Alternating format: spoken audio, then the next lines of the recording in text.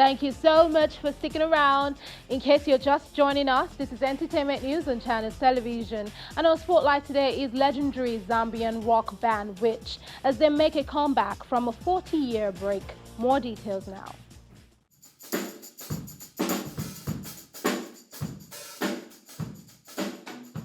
After nearly 4 decades in obscurity, a Zambian psychedelic rock band that mesmerized audiences in the copper-rich country and its neighbors in the 1970s and early 80s are back with a new album, their first in 39 years.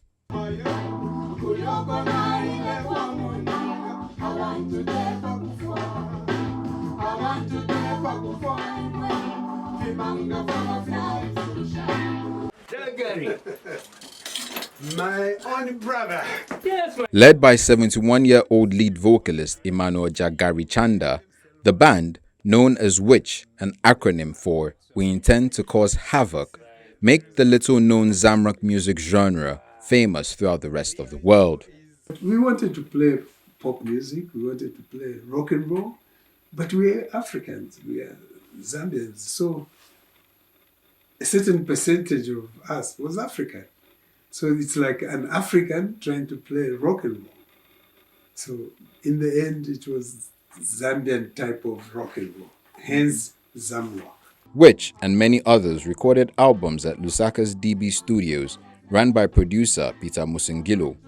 While today, the Landmark Studio mostly records voiceovers and advertisements, Witch's newest album, Zango, was recorded there, just as their earliest releases were. Even the band's name has a storied history.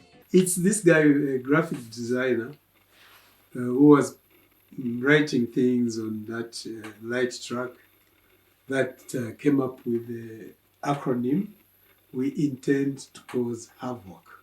That's when we changed from the ordinary witch to We Intend to Cause Havoc. Now it can also mean we intend to cause harmony because it's still witch. Zamrock had all but died by mid-1980s amid economic downturn and political turmoil in Zambia.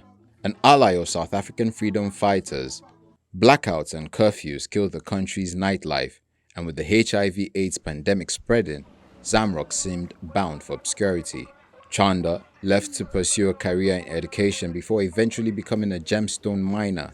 The rest of the band moved from Zambia to Zimbabwe and then to Botswana, before eventually disbanding in 1985, which didn't realize their uniqueness until it was almost too late, which keyboardist Patrick Mwandela said. We didn't know actually the quality and the level of musicianship we're playing. We thought we were left behind, but actually we've come to prove that actually the music was as good as what was happening in the rest of the world. Newfound interest in the Zamrock genre re-emerged in the Western world in the early 2010s, largely thanks to the internet and crate-digging music producers. Los Angeles-based Now Again Records re-released several albums by Witch and other Zamrock artists. In 2019, Chanda invited Mwandela, Dutch multi-instrumentalist Jaco Gardner, and a few other young European musicians to officially revive the band. They've regularly toured internationally ever since, which are now introducing the new album Zango, meaning meeting place, in Louisville, with concert tours in US and Europe.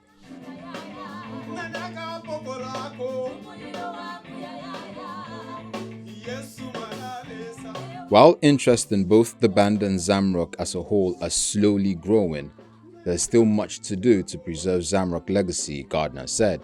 It could very well be that many of these bands would just kind of only be remembered by the generation that witnessed the bands, and the next generation would just be out of touch with it a little bit. And that would be a big shame, because to me, this is like a super important part of Zambian music history, you know? Like, all these bands ideally would be known everywhere, and they would all get the recognition that they deserve.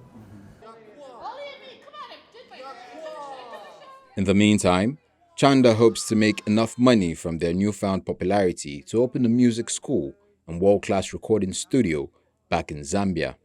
As for Witch and the genre they helped build, My prayer would be, can this thing grow to a level where whoever comes to Zambia says, where can I listen to Zamrock.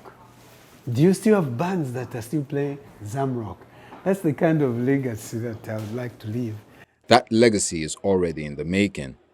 The first show of Which's latest US tour at the Tractor Tavern in Seattle, Washington, sold out, and the crowd was Zakeo Ngoma, whose Zambian father loved to listen to Zamrock in the 1970s and 1980s.